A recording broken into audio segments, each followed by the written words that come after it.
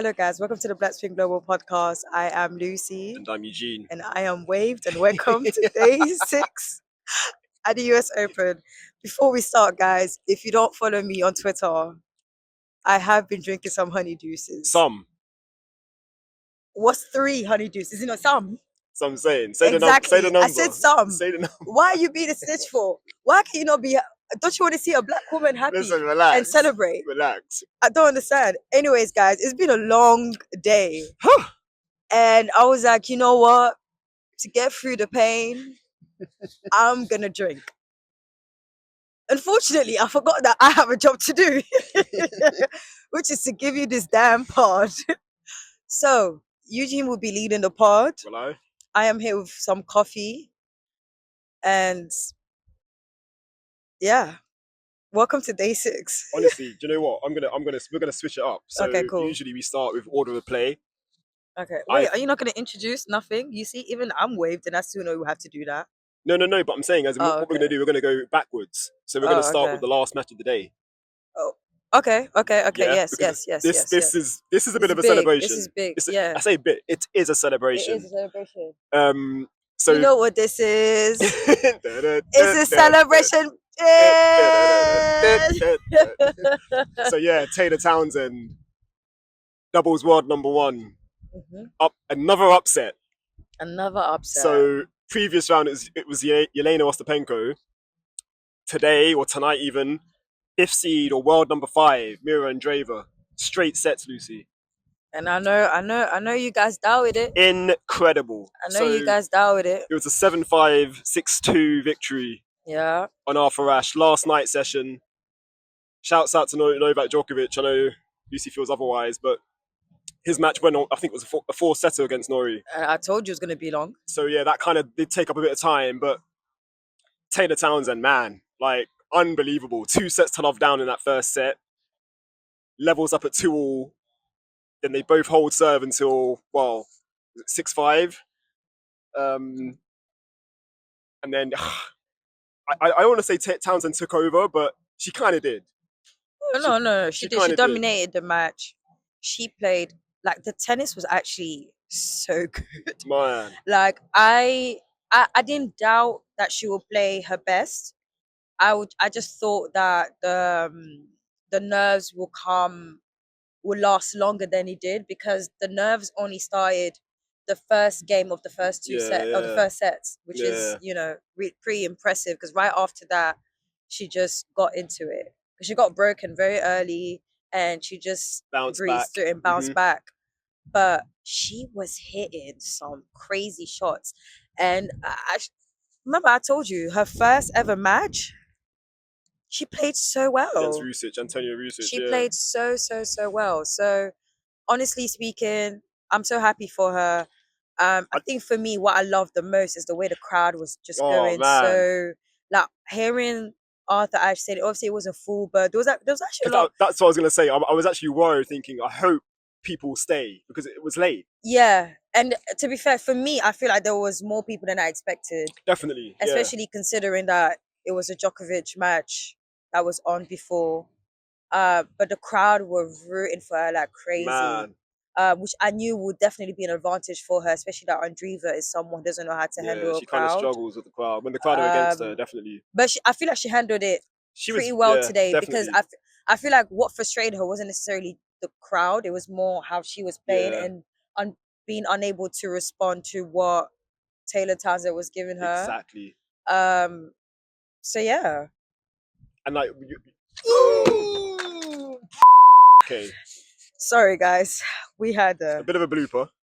Another blooper again. The camera. It's the wind. We're blaming the wind this time. It's blaming the wind. Well, Eugene tried to blame. No. We're not doing that, Lucy. We're not doing that. Okay. But I just want to kind of put the win into context as well, because obviously Townsend is the doubles world number 1, but her singles ranking, she's outside the top 100, so she's currently 139th in the world. Yeah. Like. So again, to be beating the world number 5, like, pretty like comprehensively, it just speaks to her talent. Like, and we know obviously she's an immensely talented player. Like, former junior singles number 1 even. So yeah, and obviously we've been kind of speaking about Taylor for a long time, like obviously since we formed the platform, so we know her game and like, you know, her style, fantastic accomplished doubles player, brilliant singles player too, has had good runs like at Grand Slams. I think the last time she made the fourth round at the US Open was 2019, and now she's gone and done that again this year. So it's in her to like basically cause trouble. I say cause trouble, you know, be a problem to these like established singles players like at the big events, and it's just so good to see it happening in New York at her home Grand Slam. So she literally came to press pretty much straight after, well, pretty quickly, like after getting off court, because I think it's because it's so late, which makes sense. But again, the press conference was pretty full. Like there were a lot of journalists in there, and rightly so. And yeah, of course, we all know Taylor speaks really well, contrary to what Jelena Ostapenko anyway. But the question I liked was from Ben Rothenberg, who basically said, oh, like, basically the last, well, things have changed in terms of like new audiences or new people kind of coming into like knowing who Taylor is for the first time off the back of the Ostapenko thing. And he just basically said like, how have you found that in terms of like her social media following as well? That's shot up. Like apparently she's had the biggest spike. She had out of all the players in the event. And yeah, this is what she said. A really interesting question. I never thought about it that way, but you're very right. Like this is some people's first time interacting and like finding out who Taylor Townsend is, right? It's a lot of familiar faces in here, but you know, there are a lot of people who may not have had any idea who I was. And so that's a great point. You know, people being able to see me now, but then being able to go back into history or my history and follow my journey and figure out how has she gotten here, you know? I think that that's super cool, and that's one of the things that people are resonating with. But you know, it's been amazing. You know, I've even before all this stuff happened, prior to the tournament starting, I did my pop-up shop and I hosted a couple of events during Fan Week after the mixed doubles. And I just said, I was like, you know, it's not often that you get a chance to be up close and personal with people that have been following you since you were a junior. And I just have gotten so much love and support on like a personal level from fans and just people who are really supporting and rocking with me. And I took that and I'm just like, wow, like this is amazing. And so, you know, it can be a lot at times. But the great thing is a lot of this stuff has been happening like on social media. So it is a kind of a distance away from it as well. But I'm embracing it. I'm enjoying it. And like I said, it's cool because I'm just showing up as myself, so I don't have to be anything else but me. And, you know, if you like it, you like it. If you don't, you don't, whatever. But, you know, I think that that's the cool thing because I'm just truly showing up as myself. And I think people see that and it's cool that they like what they see. I think I'm pretty cool. I think I'm funny. So I think that's all that matters. So yeah, I mean, it's cool, but I'm enjoying the journey. I'm enjoying the ride, and you know, it's not over yet. I've got doubles tomorrow, so I'll see you guys tomorrow. So yeah, that was Taylor. Like she's just such a great personality, man, and like I feel like she's gonna get a lot of fans or win a lot of fans after this tournament. But like those fans, they're gonna stay, and like you know, they're gonna keep an eye on her like throughout, you know, her career, and I love that for her because. Like she's just so good for the sport, man. Like both singles and doubles. Like it's just amazing to see what she's been doing. So yeah, more power to Taylor Townsend. For sure. Her next opponent, Barbora Krejcikova.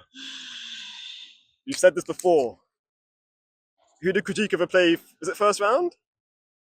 Yeah, first round. Who did Krejcikova play first round, Lucy? Can you remember? Venus? Victoria. Victoria Mboko.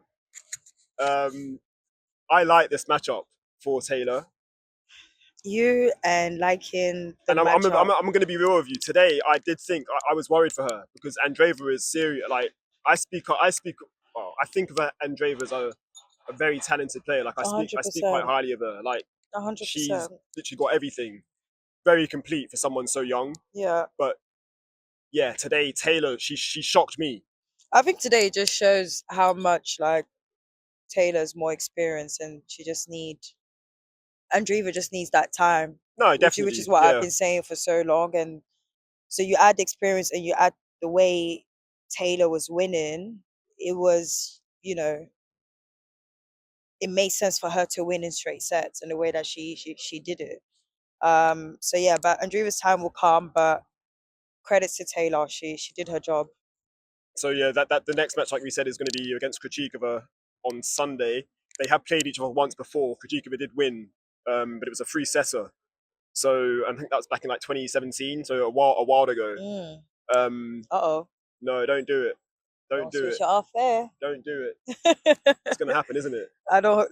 Let's keep going. Let's see. So yeah, we look forward to that match because again, she wins that, she's through to the quarterfinals, and that'll be her first Grandstand quarterfinal in singles like of her career. Yeah. And I feel like the time's right as well. Like I just feel like things are happening. True. Like this year, like, and it just feels right. So keep going, Taylor, man. We love that for you. Next, where are we going? We have to start now with defeats, unfortunately, guys. We had 3 defeats today. All upsets. The way the day started is why I am in this condition. Let's just say how it is, bro. And thank God Taylor won, because then, man, can you imagine? It would have been 5 honey deuces. Man, oh man, oh man.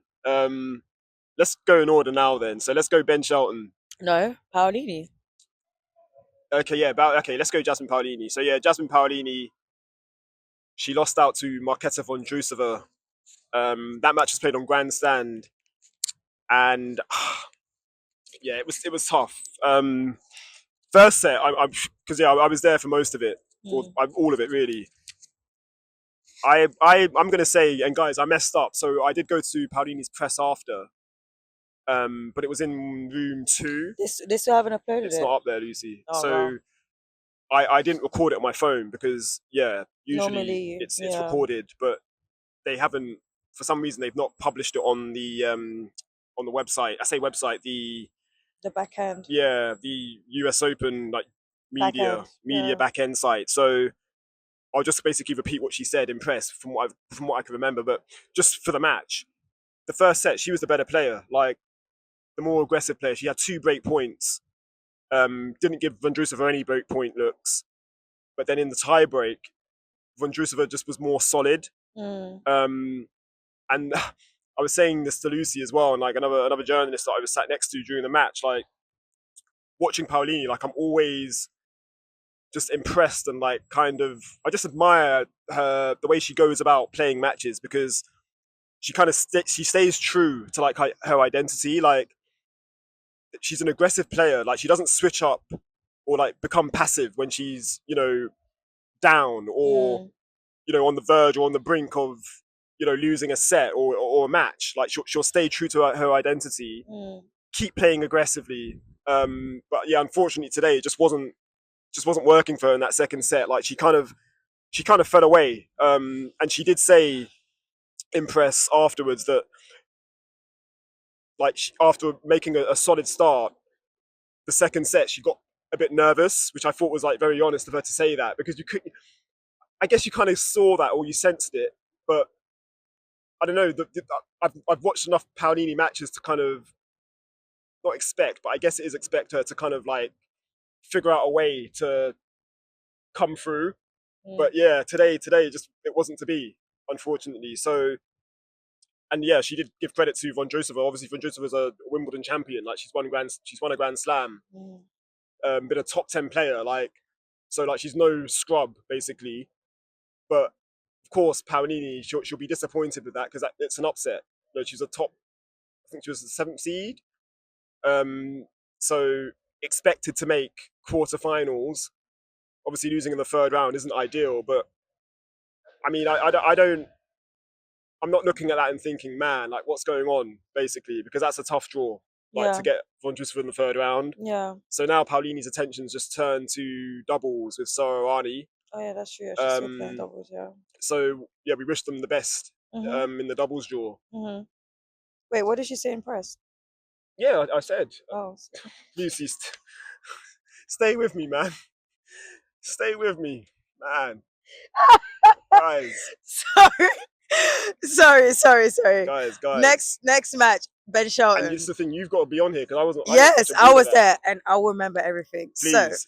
So, the Ben Shelton match, which I told you that was going to be a tough match, and you told me, no, Ben got this in straight sets. It was a very good match, honestly speaking. Let's start with the score first. 6-3, 3-6, 6-4, 6-4, and there was a retirement. Yeah, unfortunately. Yeah, there was a retirement. Shelton had a shoulder injury. This is the first ever time that he retired. That's crazy.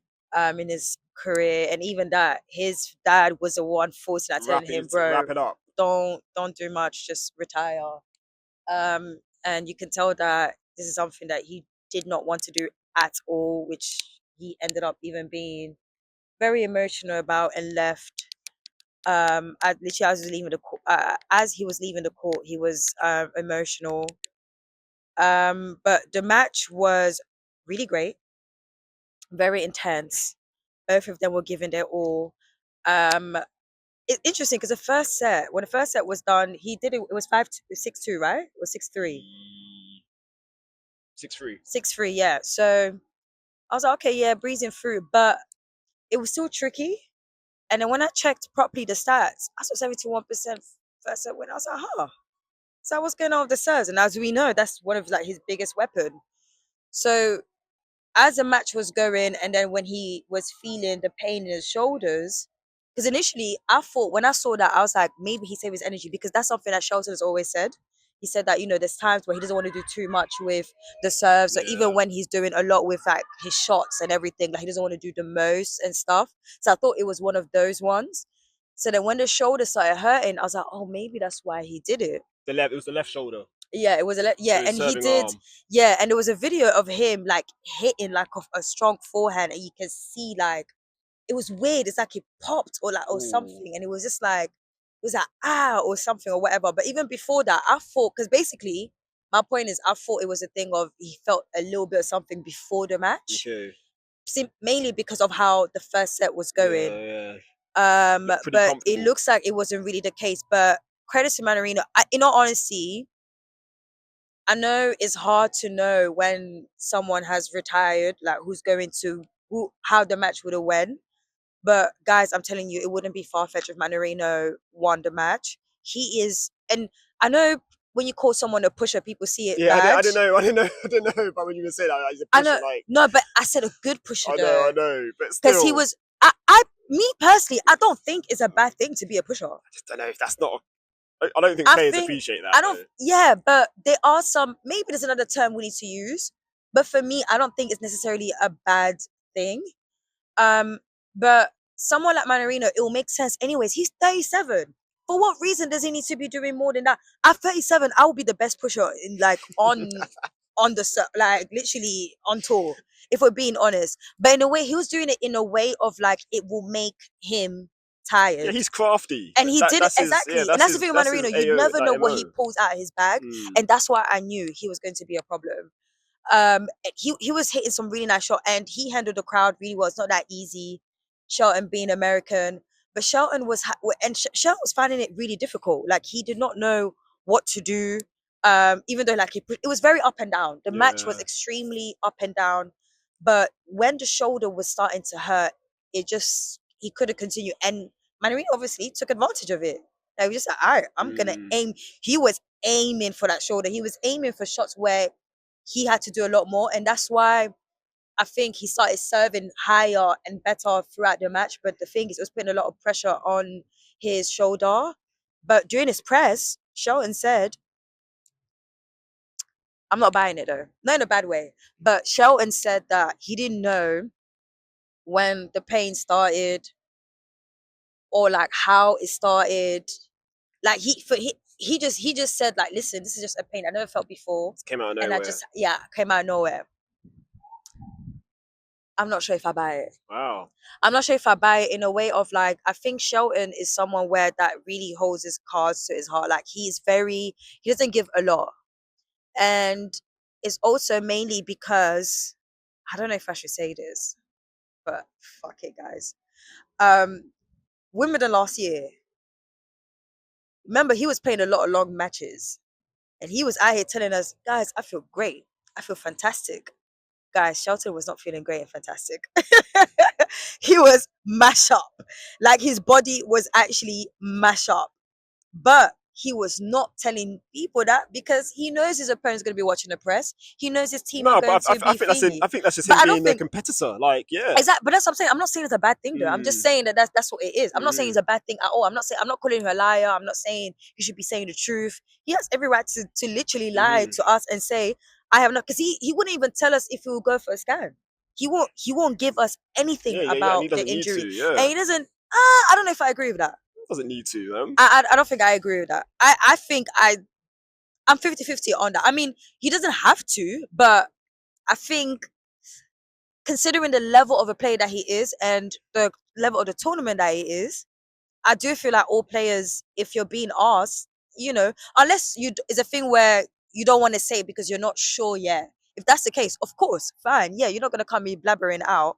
But I think that's why he wasn't given a lot. I think it's a thing of like he wasn't sure yet.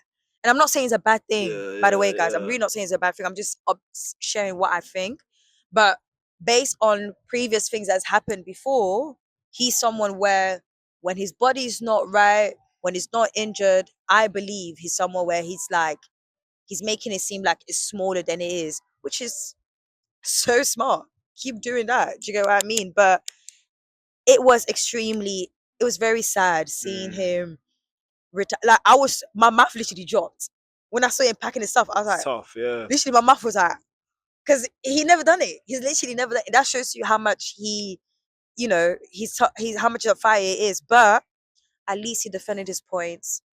We true. know that if it wasn't for the injury, Shelton would have been second week. Like, he's making a run, definitely. He would have made a run. He was looking healthy. He was looking great, and he knows it himself. And yeah, either way, and it was a good match. That's the thing. Even despite what happened, That's what it was a good match. Yeah, it was a good match. And credit to Manarino as well. Like I'm telling you, it wouldn't be far fetched if someone said, yeah, Manarino would have won that match. I won't argue with them because that's how much he was also good in the match. Like it was good quality from both of them. I don't know about that. I think if Shelton's feeling physically right, he's beating Manarino. Like he's a better player. I swear the head to head, Manarino's leading. Don't know, but Manarino's leading the head to head. This is what I'm saying. He beat him in Toronto, like comprehensively. Yeah, I'm going by that and just how he's improved as a player. Like since I think 2024 that they played at the Australian Open. That was the last Grandstand they played each other at. And Ben Shelton is a much better player than he was literally a year ago. So yeah, I feel it for him because it's tough to go out third round when like not so much expectations from outside. I think he puts a lot of expectations on himself in terms of kind of wanting to go deep at these events. For sure. This, I mean, this is he's the last American. Grand Slam of the year, exactly. He was Open. a lot of the people's favorite. He goes. I think it's like the first time in like what? I don't know how long he's not gone this deep in a Grand Slam. I don't know, but yeah, that's. Do you get what I mean? There's that as well. Point, yeah. He goes deep in all Grand Slams, and this is your home He's guaranteed, slam, like quarterfinals, and you had a great summer. You just won your first 1,000 title, so I get why he was so emotional and he had all of those things. But again, a lot of class and education from our black players. He did, someone did. I can't remember which journalist. Sorry, waved. Can't remember which journalist asked.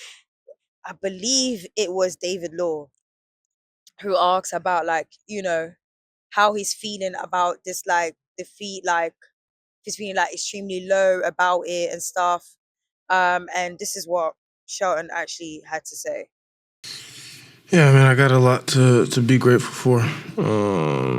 Been pretty fortunate in my life. Blessings, talents, a lot of things God's given me. And, a small setback like this, yeah, it hurts. Yeah, I was playing really well. I was in form. A lot of confidence, just so many things to be happy with, the way that I was playing, moving on the court, competing.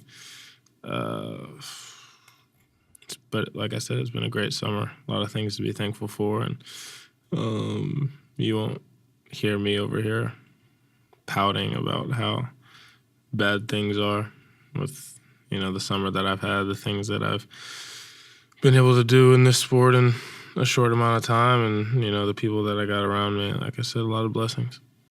But yeah, man, that answer was so, like, I like, literally, it made me appreciate Shelton even more. Like, talking about the blessings, talking about, and he's right. It's like, yeah, like, it sucks what happened, but bro, I had a great summer. Again, goes back to what I was saying when people talking about Coco and everything. Da da da. She won that slam. Ben Shelton won that 1,000 title. There's 1,000 of you guys. You guys didn't win a 1,000 title, and he already won it. So it is a shame. It is sad, but it is what it is. Yeah, sorry to cut you, but exactly. I love the answer too, because it just shows, like, obviously we're here to cover the US Open and players winning and losing. But bro, it's just sport, man. Like, It's just sport. it's not that deep.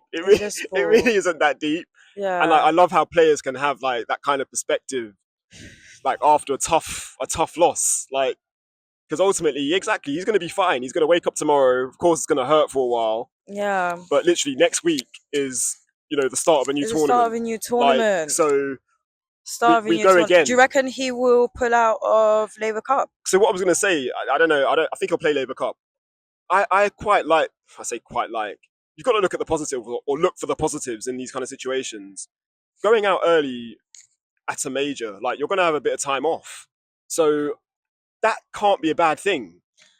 Yeah, I think for Shelton though, it will sting because it's the home slam. Of course. I remember why I say it as well. I think one of the reasons why US Open is so is because, bro, there's no slam till literally February. Yeah. Do you get what I mean? January. Is it I mean, January? yeah. I mean, it's literally end of January. Next year, yeah. There's no. It's the last slam. So it's the last one where you can get the biggest title of like your career and stuff, and you're at home. Nah. And for Americans as well, it's tougher because that's why, for example, I can see why it's completely different. I can see why for Hailey Baptiste, for players like Hailey Baptiste, where it hurts more because you have such a great time elsewhere, and then you come home, and it's not and the it's same. like it's not the same. Do you get what I mean? So there's that as well. You have all the fans where like, we'll be sitting down, putting up 5 a.m., 3 a.m., watching you winning this, and then you come home and you're out. Obviously, the fans, but you get what I mean. Like, for the players, it stings. It stings more. And then on top of that, someone like Shelton, where you are everyone's favorite, Fritz, him, Francis, Tommy Paul. They're the guys. Yeah, they're the guys. Americans are not like, they're the guys. Like, I saw Shelton going deep, man. Like, he was my number one outside of them two guys. I don't want to let anyone else fucking win. Excuse my language, but do you get what I mean? But it is what it is, man. A massive shout out to Shelton.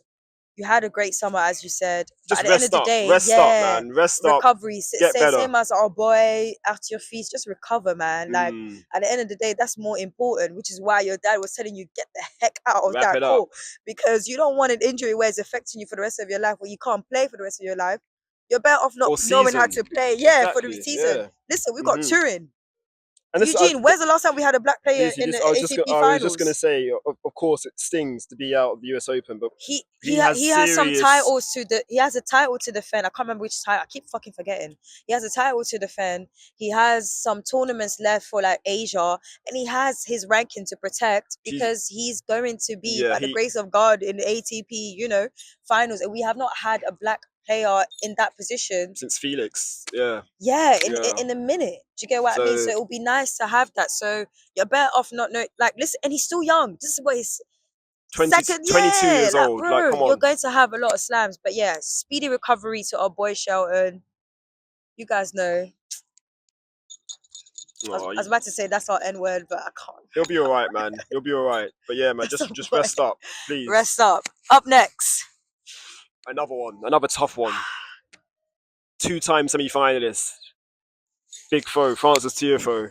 17th seed this year. So yeah, he lost out to Jan-Lennard Struff, the German qualifier. Again, and like tennis fans will know the name Struff. Like, he's not like a nobody, basically. He isn't, boy. Been as high as like top 30 a good player, basically. But yeah, he was a qualifier, like I said. He did beat Holger Rune in the previous round. Rune was the 11th seed. Did he beat So him in straight sets? Oh, you don't know. I don't know, but Okay, it was a win against a top seed, or one of the top seeds anyway. So confidence is very high. Coming through qualifying, he's got matches under his belt. And today, Lucy, against Tiafoe, he was just too good, man. Like, honestly, that's all I kept saying. Too good. Too good. Serve. Yeah, because you watch most. I only came for the last set. Yeah. Yeah, the last set, yeah. Everything he was doing was just like... to be fair to Tiafoe, he wasn't completely on it. So I'm going to... And Okay. credit to him as well, because I don't think he's going to make that excuse. No, he said it himself in his press. Yeah. He was like, listen, I don't know what happened in there, but I was not playing like my best there at all. Like he put his hands up. But to Struff's credit, he just kept on and on and on. Like, and I was like, there's no way he's going to be able to keep this level up. Like, there's absolutely no way across 3 sets. Like, and then only for him. This is what I'm saying to you. Like, and that's what I'm saying. He deserves a lot of credit because he did get tight. Like, he did serve for it. He served for it, and then I think the nerves came. Kind of choked a bit, which is fine. And then I was like, oh, good, we're in now. We're in. And that was intense. Oh, man. I was watching the match like this. I was like that. And then I was like... It was crazy. It was crazy. Grandstand as well. It's a weird court, man. I don't know. Court, I don't know if I like it. Tiafoe was saying like, yeah, I don't know if I like Grandstand, man. He wasn't really feeling the condition in Grandstand. I think it would have been a different ball game if that match was in Louis. Or Lewis Armstrong. Sorry guys, we've been seeing your comments. We're getting there. Bear with us. I'm just gonna say Armstrong from now on, basically. Please correct me in the next pod. This pod is Honeydew Stop. Sponsored by Honeydew. No, we're not. But anyway. but yeah, as I was saying, if it was in another court, I think it would have been a different ball game because he did talk about the condition in Grandstand. He was saying that the court is like slower, like it just isn't comfortable like for him. It's a lot more louder as well. Like you hear a lot more of the road traffic, which is irritating.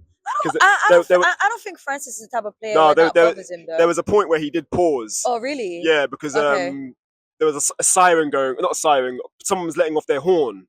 And it was weird because he was serving at that point. I can't remember what the score was, but even the crowd were laughing because it was like the timing of it was just like too uncanny.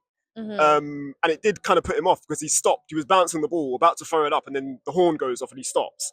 And then, catches the ball to throw it up again. Yeah. So I feel like that kind of, I don't want to say that's an excuse, but yeah, you don't get that on Armstrong or Ashe. But because it's like such an open kind of court, you hear so much of like the ambience like around the grounds, and it can be unsettling. Like, but yeah, today I'm not a fan of Grandstand, man. It's been a graveyard for Black Spin Global. Like, first Paolini, then then yeah. I can't. But no, Struff was, like I said, man, too good. I don't want to kind of, I say dwell. Like I said, Tiafoe wasn't on it. Like, so. No, he said it. He said he wasn't on it. But I'm not saying that's an excuse. No, it's not an excuse. He wasn't on it, but he gave credit to Struff. But I even asked him like as well because, if you guys remember, he pulled out Cincinnati because of like his back.